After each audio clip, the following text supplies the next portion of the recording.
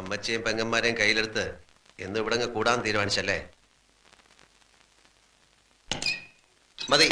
6 മാസം എന്നുള്ളത് കുറച്ച് കുറഞ്ഞാലൊന്നും കുഴപ്പമില്ല. എപ്പോ വേണമെങ്കിലും തിരിച്ചു പോകാൻ റെഡി ആയിക്കോ. അതെ, ഞാനും അത് കാത്തിരിക്കുക. പാവപ്പെട്ട കന്യാസ്ത്രീയെയും അമ്മച്ചിയെയും എന്തെല്ലാം പറഞ്ഞു വഞ്ചിക്കുന്നു. ഈ പാവത്തിനൊക്കെ എന്നോട് പൊറുക്കണേന്ന് മാത്രമാ ഓരോ ദിവസവും ഞാൻ ദൈവത്തോട് പ്രാർത്ഥിക്കുന്നത്. എനിക്ക് മടുത്തു ഈ അഭിനയം.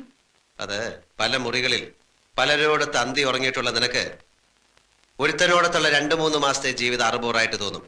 അത് നിന്റെ വർഗത്തിൽപ്പെട്ടവളമാർക്ക് ആദ്യം തോന്നുക. സാരമാക്കണ്ട.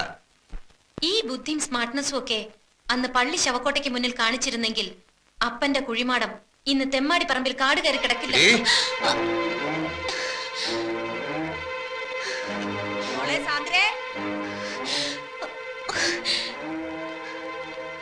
എനിക്കറിയാം ഇക്കാര്യം പറഞ്ഞാൽ നിങ്ങൾക്ക് ഉത്തരം മുട്ടുമെന്ന്. നിങ്ങളൊന്ന് തോൽക്കുന്നത് കാണാൻ വേണ്ടി മാത്രം പറഞ്ഞതാ.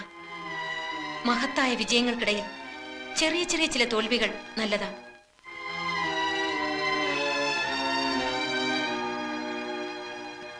മറ്റു ചില സത്യങ്ങൾ കൂടി പറഞ്ഞാൽ സണ്ണിച്ചൻ ഒരിക്കലും ജയിക്കാൻ കഴിയാത്ത പോലെ തോൽക്കും. പറയട്ടോ. സാധാരണ ഇത്തരം കാര്യങ്ങൾ പറയുമ്പോ സന്തോഷം കൊണ്ട് ഭാര്യ എടുത്തു പൊക്കുകയും ഉമ്മ വയ്ക്കുകയൊക്കെയാണ് പതിവ്. സിനിമയിലും കഥാപുസ്തകത്തിലൊക്കെ അങ്ങനെയാ.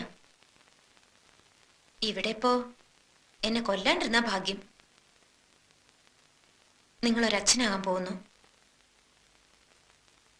ഞാൻ ഗർഭിണിയാണ്.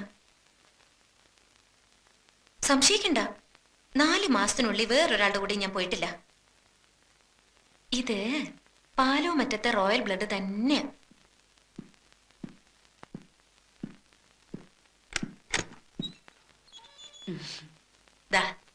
ദേ മോളെ, ഇനി പടികൾ കയറുന്നതും ഇറങ്ങുന്നതും ഒക്കെ സൂക്ഷിച്ചു വേണം. ഇനി അവന് കാപ്പിയും ചായയൊക്കെ വേണമെങ്കിൽ രമണി കൊണ്ട് കൊടുക്കും.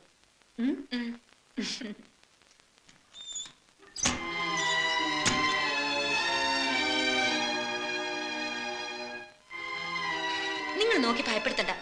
അമ്മച്ചിയോട് ഞാൻ പറഞ്ഞതല്ല. 4-5 പെൺകുട്ടികളെ പ്രസവിച്ച് വളർത്തി വലുതാക്കിയ അമ്മച്ചിക്ക് പറഞ്ഞറിയിക്കാണ്ട് തന്നെ അറിയാം ഇതൊക്കെ. എന്തിനുള്ള പുറപ്പാടാ നീ? സാധാരണ പെൺകുട്ടികളെ പോലെ തന്നെ 10 മാസം ഗർഭം ചുമക്കും, പിന്നെ പ്രസവിക്കും. ആ കുട്ടിയെ ഞാൻ വളർത്തും.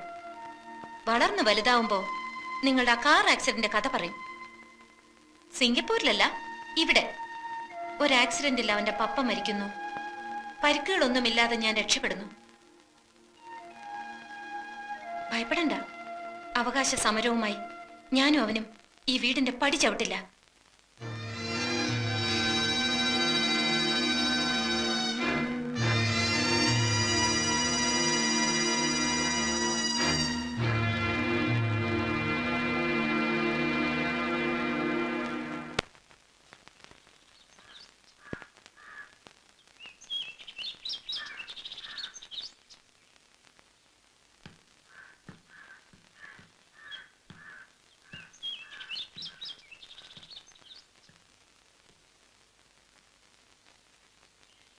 സണ്ണിച്ച, നീ ഉച്ച കഴിഞ്ഞ് വല്ലയിടത്തും പോകുന്നുണ്ടോ?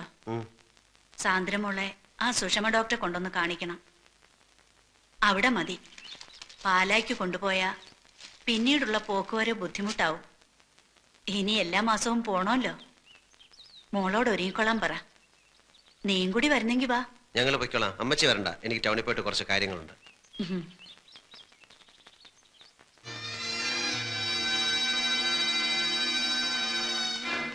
അമ്മച്ചി പറഞ്ഞ കേട്ടില്ലേ?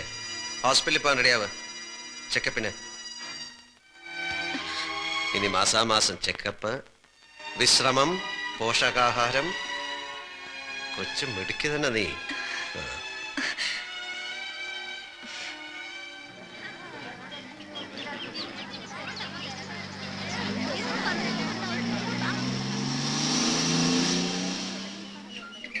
അല്ല ഡോക്ടർ, കുറച്ചുകൂടെ കഴിഞ്ഞു മതി എന്നാണ് ഞങ്ങളുടെ തീരുമാനം. ഇങ്ങനൊരു തീരുമാനം എടുത്ത് ഒത്തിരി കപ്പിൾസിനെ എനിക്കറിയാം. ആദ്യം കുട്ടികൾ ഉടനെ വേണ്ടാന്ന് പറയും, പിന്നെ അതിനു വേണ്ടിയുള്ള പരക്കം പാച്ചിലാവും, നേർച്ചയും വഴിപാടും ഒക്കെ ആയിട്ട്. മാത്രമല്ല 3.5 മാസം കഴിഞ്ഞു എന്ന് പറയുമ്പോൾ ഈ ഒരു അബോർഷൻ റിസ്ക് ആണ്. എന്തിനാ ആവശ്യമില്ലാതൊരു ടെൻഷൻ എടുത്ത് തലയെ വെക്കുന്നത്? കണ്ടോ, പുള്ളിക്കാരിക്ക് തീരെ താല്പര്യമില്ല. നിങ്ങൾ ഒന്നുകൂടെ വെറുതെ സാന്ദ്ര,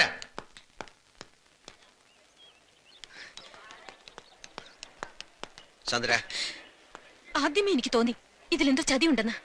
ഞാൻ മരിച്ചാൽ ഇത് നശിപ്പിക്കാൻ സമ്മതിക്കില്ല. ഇക്കാര്യത്തിന് മത്സരിച്ച് ഈ തേവിടിച്ച് പെണ്ണിനോട് തോൽക്കാൻ നിൽക്കണ്ട.